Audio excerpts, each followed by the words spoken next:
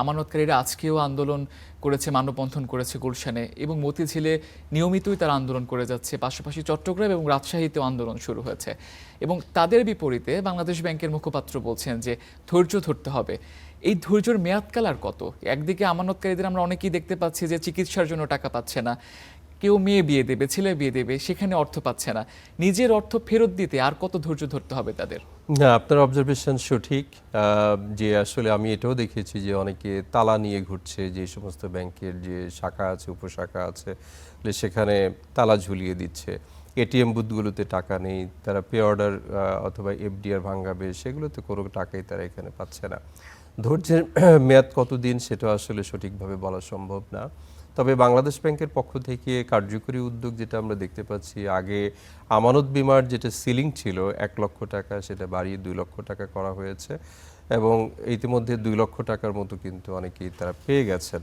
কিন্তু এটা প্রয়োজনের তুলনায় কিন্তু আমি ইতিমধ্যে যেটা বললাম পরিসংখ্যান, যে এই ৫টি ব্যাংকের সম্মিলিত আমানতের পরিমাণ প্রায় ১.৫ লাখ কোটি টাকার উপরে। তো সেখানে বাংলাদেশ ব্যাংকের যে সহযোগিতা তহবিল আছে, সেটা হচ্ছে যে আপনার সম্মিলিত ইসলামী ব্যাংকের জন্য প্রায় ২০,০০০ কোটি টাকা ট্যাক্স পেয়ার্স ফান্ড থেকে দেওয়া হচ্ছে, আমানত বীমা তহবিল থেকে প্রায় ১৫,২০০ কোটি টাকা এবং আরও বেশ কিছু যেগুলো প্রাতিষ্ঠানিক বিনিয়োগ ছিল সেখানে বন্ডে রূপান্তরের মাধ্যমে প্রায় ৪০,০০০ কোটি টাকার মানে পেইড আপ ক্যাপিটালের কথা বলা হচ্ছে। কিন্তু ব্যাংকিং থিওরিতে এটা কখনোই বলে না, সাপোর্ট করে না যে এই পেইড আপ ক্যাপিটাল থেকে এটা আমানতকারীদের দায় নির্বাহ করা হবে।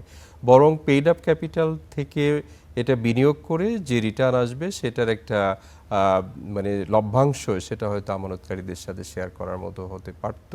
কিন্তু যেহেতু নতুন কোনো বিনিয়োগ নেই, এক্সিস্টিং বিনিয়োগগুলো আসলে মন্দমানের শ্রেণীকৃত হয়ে গেছে, খেলাপি হয়ে গেছে, তাদের ট্রেস আউট করা যাচ্ছে না। এইরকম একটি পরিস্থিতিতে সরকারের পক্ষে আপনি চিন্তা করেন যে আমাদের জাতীয় বাজেটের পরিমাণ যেটা প্রাক্কলন করা হচ্ছে প্রায় ৯ লাখ কোটি টাকার মতো, তো এটা হচ্ছে পুরো ২০ কোটি মানুষের বাজেট। তো সেখানে এই সম্মিলিত ইসলামী ব্যাংকের আমানতকারীদের এখানে জমা আছে প্রায় ১.৫ লাখ কোটি টাকার মতো। তো সরকারের পক্ষে ট্যাক্স পেয়ার্স ফান্ড থেকে এই বিপুল পরিমাণ তহবিল কিন্তু কোনোভাবে যোগান দেওয়া, আমার কাছে মনে হয় যে আমি সম্মানিত আমানতকারীদের প্রতি সহানুভূতিশীল, তাদের আবেগের প্রতি আমি অবশ্যই সম্মান দেখাই এবং তারা এই ব্যাংকসমূহের পাওনাদার, এটাও ঠিক, আইনগতভাবে তারা এই টাকাটা পাবেন।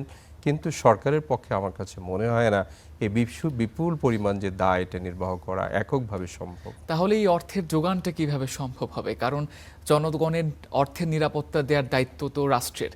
তো এখন এই দায়ভারটা কে গ্রহণ করবে? কিভাবে এই আমানতের টাকাগুলো এখানে ফেরত দেয়া যাবে? সরকারের পক্ষ থেকে এক ধরনের স্লো, ধীরে চলো নীতি আমরা কিন্তু ইতিপূর্বেও দেখতে পেয়েছি। কারণটা হচ্ছে যে যখন মার্জার এর প্রক্রিয়ায় আসলো, তখন দেখা গেল যে বাংলাদেশে মার্জারের কোনো আইন নেই।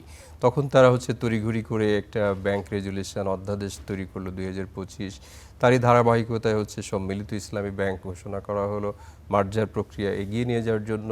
কিন্তু মার্জার প্রক্রিয়া এগিয়ে নিয়ে যাওয়ার জন্য যে ধরনের একটা বিগ পুশ দরকার ছিল, আমরা তৎকালীন যে সরকারের যে কর্তা ব্যক্তিরা আছে তাদের মধ্যে এক ধরনের সমন্বয়হীনতা আমরা দেখতে পেয়েছি। কারণ ওই সময়কালের অর্থ উপদেষ্টা এক ধরনের কথা বলতেন, গভর্নর সাহেব এক ধরনের কথা বলতেন এবং এ সমস্ত ব্যাংকের যারা ওই মুহূর্তে ব্যবস্থাপনা পর্ষদে ছিলেন বা পরিচালনা পর্ষদে ছিলেন, তাদের মধ্যে এক ধরনের সমন্বয়হীনতা ছিল।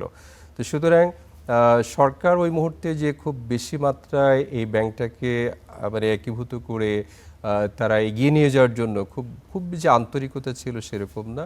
তার এক ধরনের যে ধীরে চলো নীতি, যে ভবিষ্যতে একটি নির্বাচিত সরকার আসলে তারা কি করে সেটা হয়তো একটা দেখার অপেক্ষায় ছিল।